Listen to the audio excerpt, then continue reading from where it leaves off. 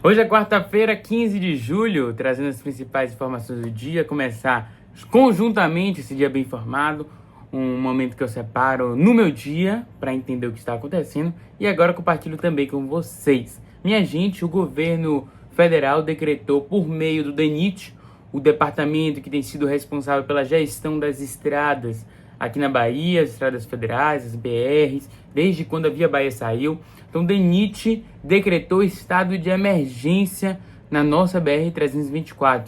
Vamos lembrar desse caso, né, minha gente? Saída de Salvador, ali no trecho próximo a Simões Filho, quilômetro 606, mas aqui na nossa região metropolitana, o que causa também engarrafamento na saída de nossa cidade.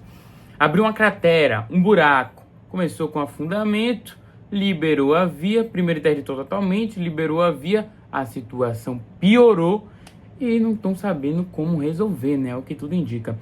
Nessa terça-feira, por meio do Diário Oficial da União, a medida foi decretada uma semana após o surgimento da cratera na rodovia. Segundo o DENIT, a decisão foi tomada devido à necessidade de intervenções imediatas para garantir a segurança urgente dos motoristas. O órgão informou ainda que o trecho apresenta assento alto recalque da plataforma rodoviária, provocando um processo erosivo relacionado ao sistema de drenagem da via. Olha o tamanho da questão que nós estamos lidando. De acordo com o decreto, o problema tem evoluído progressivamente e já afeta os dois sentidos da rodovia, exigindo ações imediatas e emergenciais que a gente está esperando há uma semana e o problema só crescendo. Estudos apontam ainda umidade e o DENIT decidiu ampliar as investigações. Segundo a Universidade Federal da Bahia, os estudos, o levantamento realizado até aqui, identifica a presença de umidade em diversos pontos da rodovia. Triste, né? A gente vê o retrato, basicamente, em termos de um buraco aparecendo, então é um retrato da falta de cuidado de todos os anos da Via Bahia e agora também esse pepino chegou nas mãos do DENIT que não está sendo possível resolver. A gente vai acompanhar, claro, na expectativa de melhorar a situação dos baianos que já sofrem com buracos nas estradas ano após ano, problemas nos carros e por aí vai. Vamos para a política nacional, porque o presidente Luiz Inácio Lula da Silva, nova pesquisa Quest divulgada, aponta que o presidente Lula, do Partido dos Trabalhadores, parece com 8 pontos à frente do senador Flávio Bolsonaro, do PL, na simulação do segundo turno presidencial. Lula teria 45% das intenções de voto contra 37% de Flávio. Em junho, Lula tinha 44% contra 38%. Então, oscilou aí um ponto a mais, mas ali tudo dentro da margem de erro. Claro que as eleições estão só começando, os tambores estão só se aquecendo. É um retrato muito de início desse processo. Ainda também foi apontado que o caso Jacques Wagner pesa negativamente, segundo 66% dos brasileiros, para o pré-candidato à reeleição da presidência da República, o presidente Luiz Inácio Lula da Silva. Lembrando que Jacques Wagner é também pré-candidato ao Senado, pela aqui a Bahia, e que o presidente Lula tinha ele como liderança no Senado, teve que alterar diante da crise relacionada ao Banco Master. Vamos seguir com mais informações, porque hoje eu tinha comentado a previsão do tempo da Defesa Civil, que era de chuva ao longo da semana toda, a partir desta quarta-feira principalmente. Terça-feira a gente já viu nublar durante a tarde. Quarta-feira devia, pelo menos em teoria, vai ser o pior dia de chuvas. Nesse exato momento, sol. Tem chuva com sol, aquele famoso casamento da viúva, como a gente brinca no ditado popular. Mas atualmente agora é chuva com sol, mas a previsão de chuva é de 95% para o dia de hoje. E principalmente, isso está acontecendo. A noite foi muito chuvosa, né? Desde quando iniciou o dia, às 5 da manhã, quando eu acordei, não vi chuva, agora começando a cair as primeiras gotas, e assim deve seguir durante toda a semana, viu? A previsão é essa, hoje sendo um dia com maior chuva e maior ventania. Inclusive, minha gente, falando em ventania, a Marinha chegou até a emitir um alerta de ressaca para cidades de todo o litoral baiano.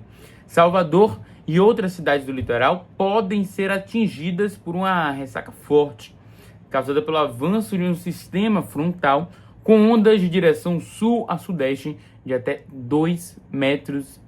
Preste atenção então, viu?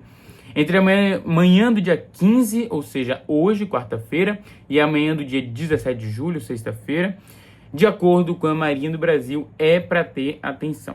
Segundo o órgão, a situação não afeta só aqui a Bahia, muito pelo contrário, afeta o litoral, deve chegar da capital baiana até a cidade de Maceió, em Alagoas. Está afetando esse trecho de Aracaju também e Alagoas. Previsão. Frente fria chegou aqui em Salvador, se instalou nessa terça-feira. A situação vai permanecer assim, né, também nessa quarta, e os ventos devem atingir em média 42 a 45 km por hora. Falei que não teve chuva no início do dia, mas os ventos já estavam extremamente fortes e devem seguir assim, complicando também a situação no mar.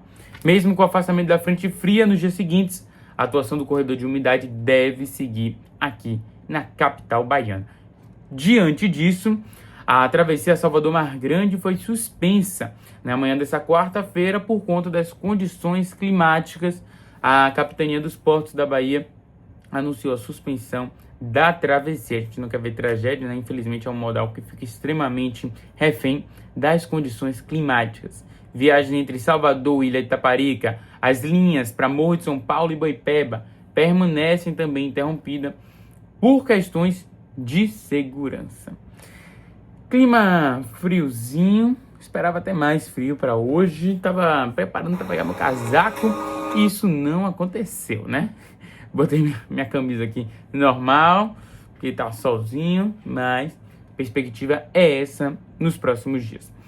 Vamos seguir com mais informações, inclusive falando em chuva, em período mais nublado, é também um período em que aparecem as baleias jubartes. Oficialmente, nessa quarta-feira, 15 de julho, está aberto a temporada de baleias aqui na nossa costa do litoral baiano.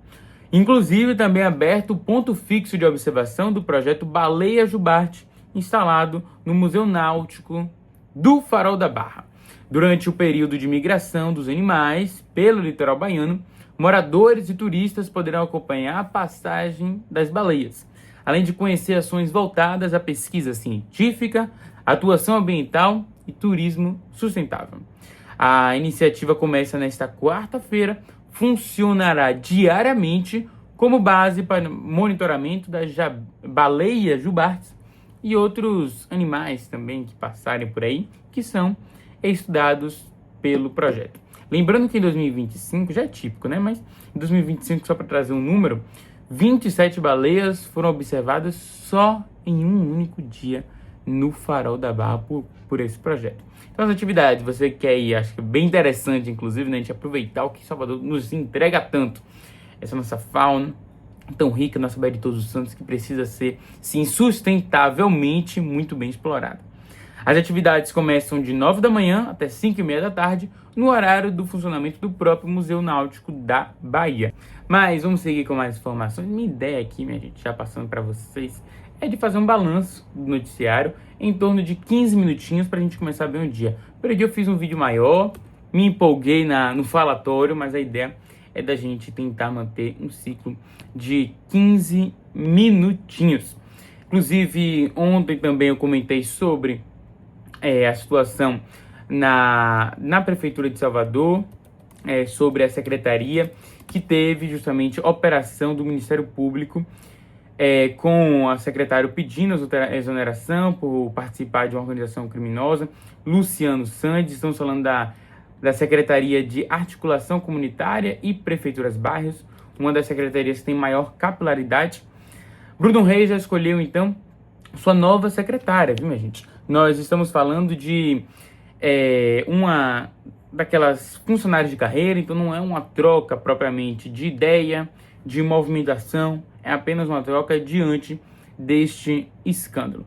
A nomeação acontece um dia após a situação. Cláudia Cavalcante assumirá o comando da Secretaria da Articulação Comunitária e Prefeitura Bairro, uma das secretarias que tem essa maior articulação, maior capilaridade aqui em Salvador.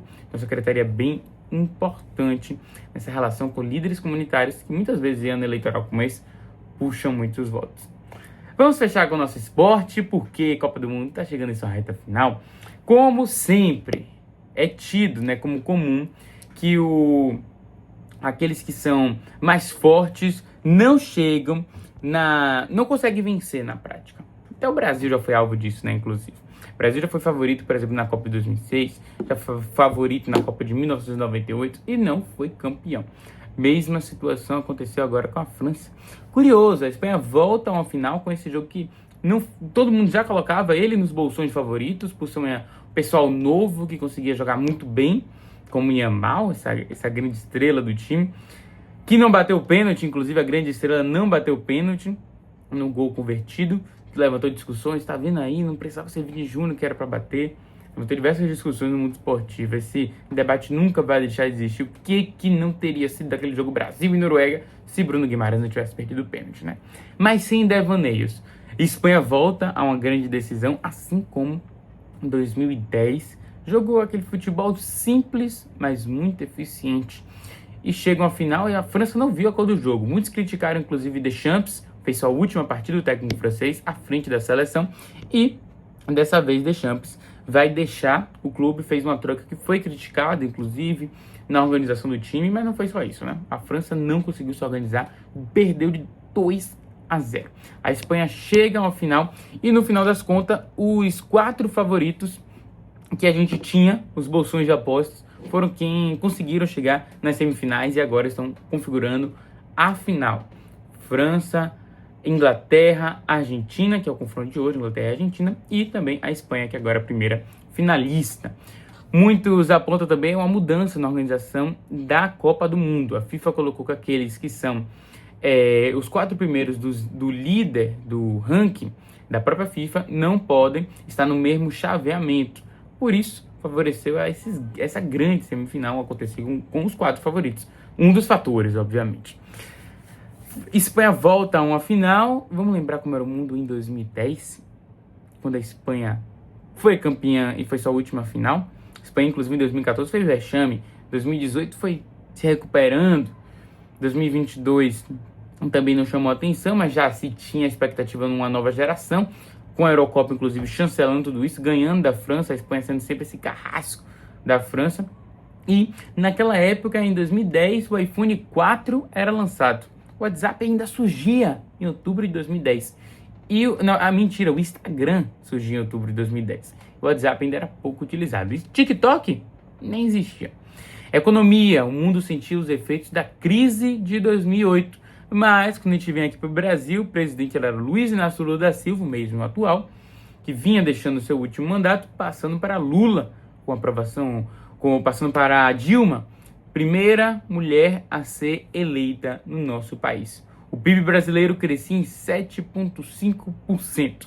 Copa do Mundo, Dunga não conseguiu levar a gente muito à frente. O Brasil perdeu nas quartas de final para a Holanda por 2-1. A Holanda que fez aquela final naquele ano. Na música fazia sucesso, artistas como Luan Santana, Ivete Sangalo, Shakira despontando com a música da Copa também.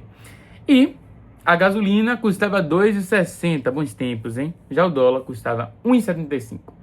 Para fechar, minha gente, as nossas movimentações, tem hoje Argentina e Inglaterra, jogão, e a Argentina e a Inglaterra vão rivalizar, vão voltar a fazer um confronto, como eu postei no Instagram e no TikTok. João Trans, siga lá, voltar a fazer a Guerra das Malvinas, que foram 74 dias de conflito para obter a posse dessa ilha que fica próximo à Argentina, e no final das contas quem conseguiu a posse foi a própria Inglaterra, com 900 mortos nesse confronto, a maioria deles sendo argentinos.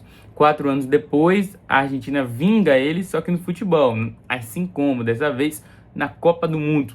La mano de Deus, Diego Armando Maradona fez um gol de mão, que não pode no futebol, mas a arbitragem não viu e a Argentina passou de fase. O que será que vai dar hoje, né? A Argentina pediu para a FIFA acatou para utilizar a mesma camisa da época, minha gente. A camisa azul, no caso, né? Que remete a esses confrontos que a Argentina saiu vitoriosa. Será que a camisa da sorte vai dar certo? Superstição rolando também, viu? Na Copa do Mundo, não é só o torcedor que tem direito, não. A Argentina vai fazer esse grande confronto e claro que a gente acompanha. Entrevistei ontem no nosso É Notícia, na Rádio Excelsior, o escritor Otávio Santiago, do livro Só Sei Que Foi Assim, vai fazer seu lançamento aqui em Salvador hoje, nesta quarta-feira, no Chá Bela Vista, desse grande livro que fala sobre preconceito ao povo nordestino. Foi ótima a entrevista. E no podcast, hoje tem Aratuta On também, viu? Me acompanhe lá. Hoje nós vamos conversar com o baiano churrasqueiro Cristiano Costa. Tem feito sucesso nas redes sociais e também o seu empreendimento. Começou como uma carne sendo vendida, um churrasco sendo vendido, entregue nas casas, a carne sendo entregue às casas na pandemia, e hoje já tem diversas lojas na nossa cidade. Então não perca a minha programação, que eu conto com vocês para ser a nossa. Uma ótima quarta-feira e até a próxima.